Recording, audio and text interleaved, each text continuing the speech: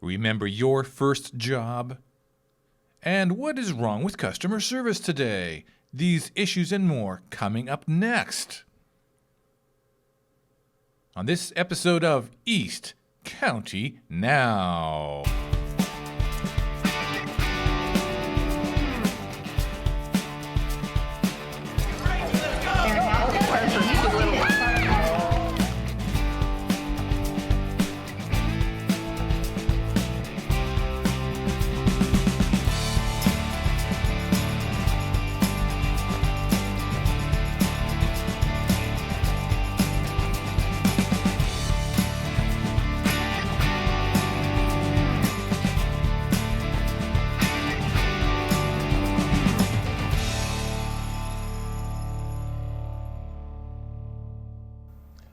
Hello, welcome to East County Now. I'm Rob Canfield, your host, and today I have my co-host, she's my wife, Tana Canfield. Welcome to the show, Tana. Well, hello, Rob. I've just blown in. It's fall. Fall is in the air. Can you tell? You know, wind blowing hair. Looks like maybe the Troutdale winds might have picked up a little bit today. And yeah, they have been, yes. Looking forward to it. Today is our Jobs and Customer Service Show. You know, I was thinking the other day about jobs, and I thought about my first job. You know, my very first job was as a paper boy for the Eugene Register Guard. Oh, so cute. It was awesome. It was afternoon delivery. I loved it. And you know, when you're a kid and I netted $70 a month. That was like Gold. It was rich. It was gold. And so I got to wondering, what were other people's first jobs? Yeah, So let's hear. I Googled it. I was amazed at the kind of first jobs people had. This one person said his first job was working at an orange juice factory, but he got canned because he couldn't concentrate. Ta-da! The rim shot. Yeah, give me a rim shot. This other guy, his first job, he worked in the woods as a lumberjack, but he couldn't hack it, so they gave him the axe. This other guy, his first job was a barber. Why? He just couldn't cut it, though. They let him go. And then I talked to a friend of mine. He studied a long time to become a doctor, but then he discovered he didn't have the patience. Another guy I talked to, his first job was as a professional fisherman, but then he discovered he couldn't live on the net income. Ka-ding, bada-bing, bada-boom. And then, there's a guy, just the other day, was at Starbucks. He started working there, but he said he had to quit because it was always the same old grind. All right, Rob. Well, those are great jobs with great results. Great results. Now, in the real world, what's going on out there Frank, in the job market? Frank, our director Frank, is going to be joining us today. Frank, what was your first job? Yeah, we're experimenting with using these mics. My first job was delivering papers for the Hermiston Herald. A fellow paper boy. I know. We're part of a fraternity I now. was never a paper girl, but I was babysitting a lot. Yeah. So I never worked at a Starbucks. I never worked in an orange juice factory, and those other ones were You just certainly jokes. were not a lumberjack. Those or a other doctor. jobs were just jokes I read on the internet, but I have worked in offices in the large majority of my career. And offices, they have their ups and downs, but their biggest advantage, especially in the wintertime, is that they're indoors. So, Right. East County on those cold, nasty days coming up, offices are pretty pleasant places to work. You work in an office too, so you know what I'm talking I about. love it. Frank knows what I'm talking about too. Office is a good place to work.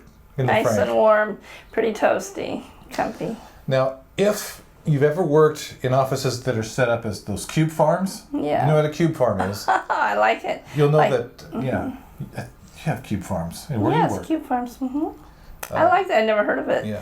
Denoted that way. And you'll know that if you've worked in a cube farm, you know that indoor offices aren't the cushy place that people work in an element. You think they're cushy, but they're not. Because actually working in a cubicle is sometimes, it's a lot like being in prison.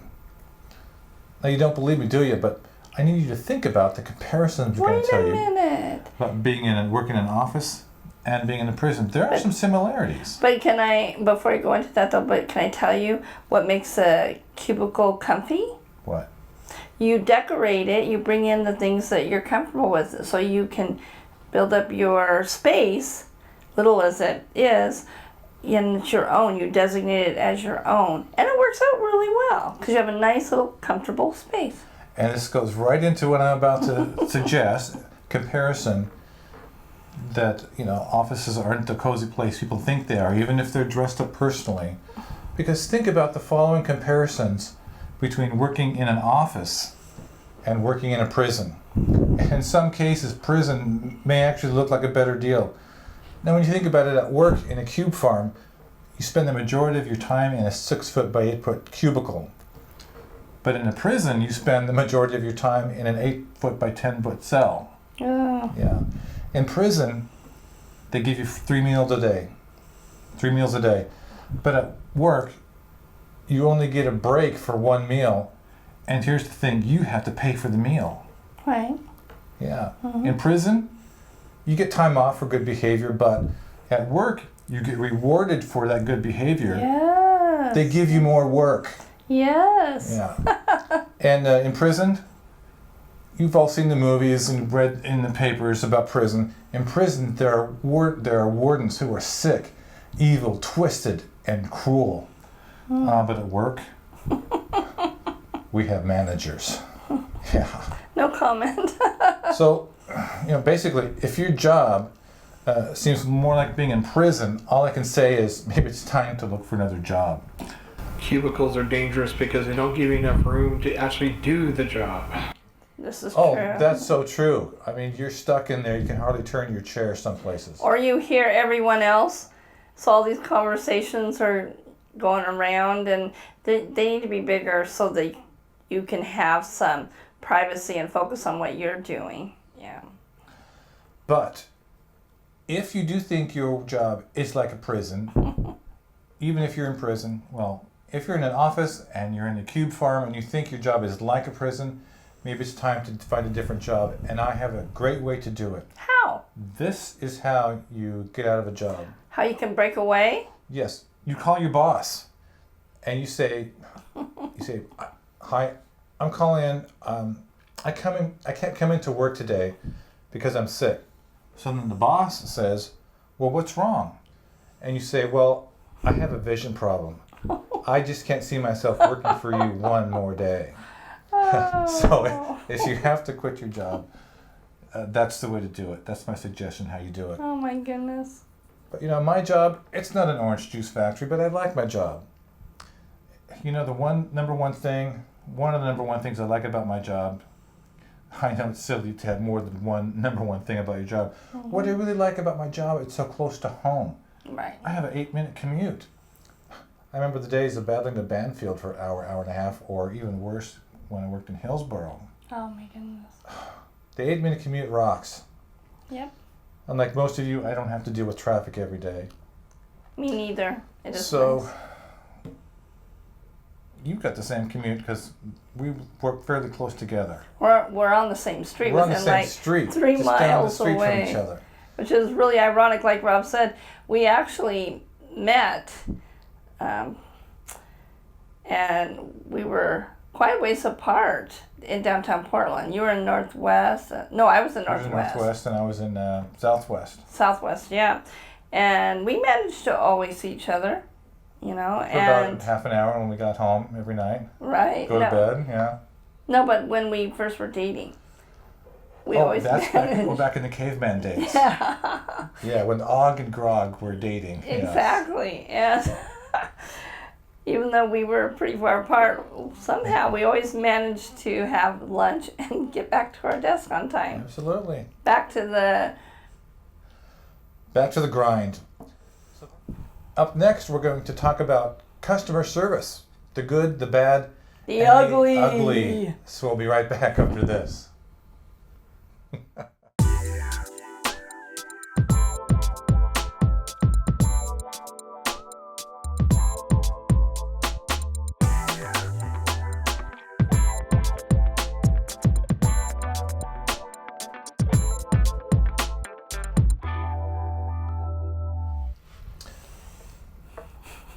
Hi, welcome back.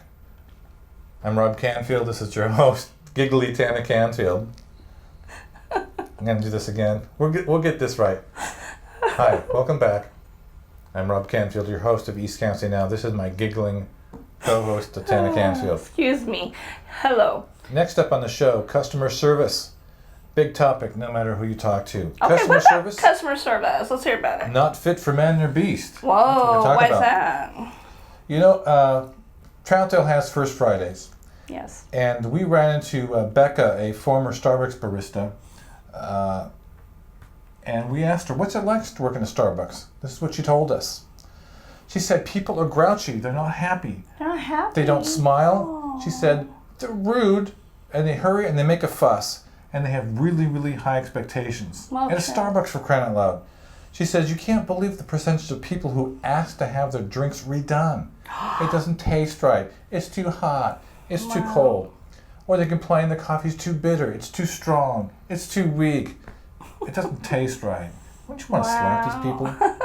Well, what I don't understand is you would just accept how Starbucks makes it. I know. Period, if you order it. I know. And she said her favorite complaint that she told me about, she said, this customer said, my favorite drink isn't on the menu anymore, and I don't know what to do. Order another one. Of course, you know, crabby customers, really that's where Starbucks makes its money, because it does cater to crabby customers. Well, yes, you know why? They need their coffee, so they'll be happy. Are you one of those crabby Starbucks customers? No. How about you, Frank? Are you crabby with Starbucks sometimes? I generally don't drink out of Starbucks, so it doesn't really matter to me. Good answer. Mm-hmm. But I just had exceptional customer service there this past week. So. But you know, crabbiness is not limited to just customers. We got to give some due to the, the people. Well, yeah, I mean, who's behind the counter? You know, if they don't smile and aren't pleasant, you probably can become grouchy. So, crabbiness is not just restricted to customers. No. You know, I was at another coffee shop at a place that shall remain nameless. Do I know which one? Oh, yes. Oh. So the man in front of me in line told the guy at the coffee shop, he said, I'd like a grande latte, please. And so the coffee shop guy, he glares at this customer and says, if you order to use the word grande in my store again, I'll kick you out of my store. No way. We have small, medium, and large lattes. Which one would you like? So I have the question, what happened to the golden rule? Treat other people like you'd like to be treated. Now you are in a customer service job. What happened to the golden rule? Well, what has happened, that's really a great question. You know, people can be upset about something, right? However, it's not the person that you're, working with. It's not their fault. Yes, under a corporate company structure, people can become upset. I'm told one thing here, one thing there, you're telling me something else. So you really just have to let the customer speak and then respect what they say and apologize if need be, that I'm so sorry that happened and this is what we can do for you. How's that sound? So working with the customer is really, really, really important, because by the time you get down to it, you've got rapport established, you've reassured the customer that yes, we're working in their best interest to resolve that issue and all the issues. Sometimes a customer calls in and says, oh, Tana, I have one quick question. And I'll go, really? And I go, well, you know what? I don't believe this is going to be a quick call, right? And when they say they have one quick question, it's never quick, is it? No. It lasts sometimes for an hour. And I go, that was one quick call. Wrong. Frank, what do you think has happened to the golden rule when it comes to customer service? Well, I think it's a lot about egos, because I mean, I used to work in a government job that was a customer service oriented. I was a graphics shop, and used to have customers come in and ask for some, make my item look good for me. Mm-hmm. But then there was a segment of customers who would say that to me, I don't know what I want, but I want you to make this, and then they proceed to tell you how to do it. And there's a Really? limit to how much you can take. Now, when you were talking about your Starbucks example, I look back at the McDonald's for me. I go to McDonald's and I'll say, I'd like to have whatever number item on the menu for breakfast. And I'll say, I'll have a number 6 with a small coffee to stay, please. And then they go on their script and they repeat back everything you said. And then they say, is that to stay or to go? It blows your mind, doesn't it? Just blows your mind. It really does. Several years ago, we were at a McDonald's in Eugene, and my sister asked for a cheeseburger, but do not put any ketchup on it. And I felt sorry for the guy, some teenage kid. He didn't know what to do. He froze in action. Just a request of something different. He was Twitter flat. He was lost. He didn't know what to do. I felt bad for him. But I think, especially in fast food places, like you were saying, Frank, they're programmed for a set thing to do, and if anything is different, I think even if you looked at them the wrong way, they'd get confused. Right. With all due respect to the hardworking people at McDonald's. No, that happened to myself and my coworker last week, and he was new, you could tell, and nobody was working with him, and I think that's rare. I think McDonald's has always had, their supervisor or co-supervisor working with new people, but he was like totally unaware, so we had to wait another 5 to 10 minutes because the other reps there knew what to do to correct it. And so I do feel for them at times. Yeah, and I have a lot of respect for McDonald's. Our son, his first job was at a McDonald's, and he said he credits a lot of his success today at working there because they taught you systems, how to get to work on time, how to follow orders, customer service skills. So he credits his first job as his success today. Yeah. I'll admit it. I'm a McDonald's employee. I worked for them for 8 months before there you I went to go. the Air Force. Wow. So why are customers so angry? Why are business owners and their employees so angry? Did they get off one of those airliners that was set on the ground for 11 hours with no water, broken toilets, and all that stuff? Or even cruise ships. Yeah. Look at how many of those. Yeah. Or did they just hang up in frustration after calling some customer service 800 number and spending 2 hours listening to a call center agent giving them 150 ways to say no? I can't help you with that? No, I know one of the reasons why customers get upset nowadays is the IVR system. Those internal systems. Like hit 1, hit 5, hit 3, and it just sends you recycling through the system. And maybe a half hour, 45 minutes later, then they get a live person. And I know all about those because in my previous you set them up. I designed IVR systems. Yes, I did. And I don't like them. I do not like them. It is infuriating, to say the least. I just zero out. A lot of times you can't zero out anymore. So whenever I get the opportunity, I just start hitting those buttons to get a live person. So we had dinner with our kids a couple months ago, and they both worked at a call center one time or another. My son is an operations manager at a call center, but he was a call center monkey. You were a call center monkey. I started out with a phone company as a call center monkey. So we asked our kids, what's the deal? He says, here's the deal, Dad. When you're a customer service rep, he said, you sit in a customer cubicle all day taking abuse. The customers are rude. They lie. They threaten. And it's not our fault they didn't read their service agreement, and they think they'll get a different answer because they talked to a supervisor, but they won't get a supervisor. We transfer calls to a coworker. So, my kids' description of what went on doesn't surprise me because when I first started working at the phone company as an operator back in the day, it was the same thing. So, as I was researching for the show, I came across an article entitled, "Is there a future for monkeys in call service, in customer service?" Think about it. Since both customer expectations and call center employee expectations are so low, why not hire monkeys as call center agents? Oh, Rob. Here's a quote from the article. It says, the question of whether the monkey has a future in customer service may come down to one simple determination. How much worse could customer service get if corporations employed monkeys to provide it? Oh, wow. Knowing that customer service has been delegated to monkeys, perhaps the average customer would align his service expectations with reality and experience less frustration than they have now. I respectfully disagree because I can't scan the computer systems. Why would I put up with a monkey? I know, monkey business. Monkey business. So, what I like to see is the golden rule. You treat people like you'd expect to be treated, and maybe like a revenge golden rule. I'd like to get the CEOs of these companies, these giant call centers, who have given everyone poor customer service, give them a taste of what their agents have to deal with. So let's round them all up, all these CEOs of customer unfriendly companies.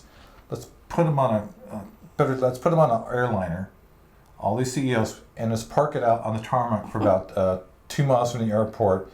Let's make them sit there with no water, overflowing toilets, no food, and best of all, no way to contact any help. I would not like that. Are you with me? Are you with me here? Let's round them up. Oh. Let's invite these But people no, I on would the not. plane while we're at it. But that's not how I'd want to be treated, so I couldn't do that to them. Okay. Well, can I say something here? Yeah. I mean, to be fair to most companies, I mean, we're talking about our McDonald's, our Starbucks, the call centers. But there are good examples of good customer service. Just yesterday, I went to Swarson's warehouse in Hillsboro, 182nd. And I was looking for, I'm going to say it, was pistol powder to reload pistol ammo. Mm-hmm. And they didn't have any. And the guy came up there and was talking to me, and he actually told me what day to come when he thought that we're going to get more powder Nice. to let me have a chance to find out if they're going to get some. Yeah, that's really nice. And he told me the ins and out of it, and his supervisor was right there, and he told him, you're not supposed to tell him that, but I'm glad you did, because I know he'll come back. Yes, that's important. You always want to make sure the customer comes back or calls back. And that's a great experience. And those are the companies that are guaranteed to succeed because Frank or us go into a store and they exceed our expectations and even do more. And we're so happy to be treated as a human being. Well, restaurants, there's another source. Anywhere that you go, the post office, anywhere that I've gone, everybody always goes out of their way. You always want to step up. You always want to give the customer everything and more than what they would have expected. I ran my own company, and that was always my goal, was to always exceed the customer's expectation. Remember that? That's right. Yeah. Well, that's an interesting conversation we had, and the good, the bad, and the ugly of customer service. Yep. We'll be right back after this with some more from our show.